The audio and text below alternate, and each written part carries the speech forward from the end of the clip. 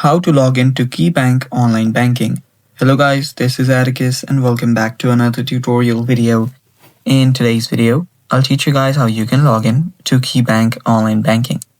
So without any further ado, let's dive right into it. First step, simply search for KeyBank Online Banking in your web browser. So let's remove that and hit enter. There we go.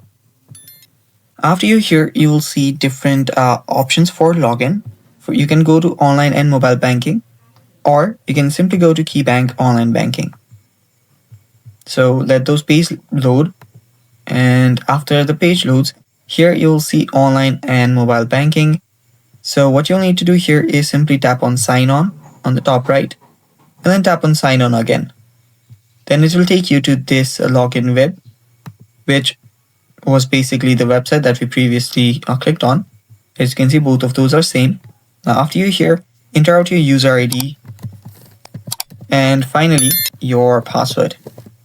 If you want to make your login process easier, check this box in and tap on sign on, and you'll get logged in into your online banking. And that's all for today's video. Thanks for watching. If you're new to our channel, don't forget to hit the subscribe button and stay tuned for more.